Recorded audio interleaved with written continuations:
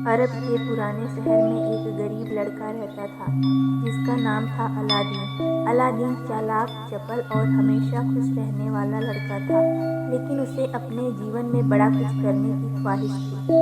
उसकी माँ बहुत मेहनती थी और घर में कपड़े सिलती थी ताकि उनका गुजारा हो सके। एक दिन शहर के बाजार में अलादीन की मुलाकात एक रहस्यमय जादूगर से हुई, जिसने खुद को उसके मृतक पिता का दोस्त बताया।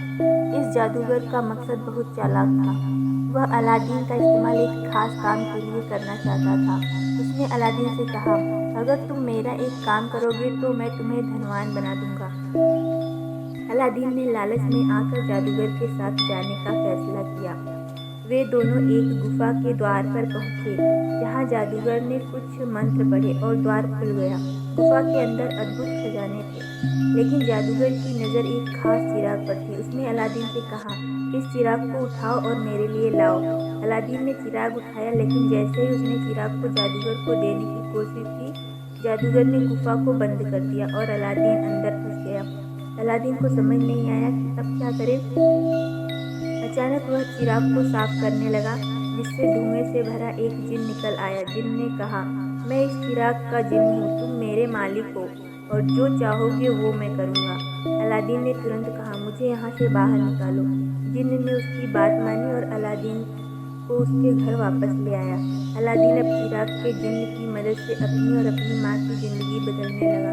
उन्होंने धन, हीरे जवाहरात और एक आलीशान महल की मांग की। अब वे बहुत अमीर हो गए और उनकी हर ख्वाहिश पूरी होने लगी। एक दिन अलादीन की नज़र शहर की राजकुमारी बदर उल बदूर पर पड़ी।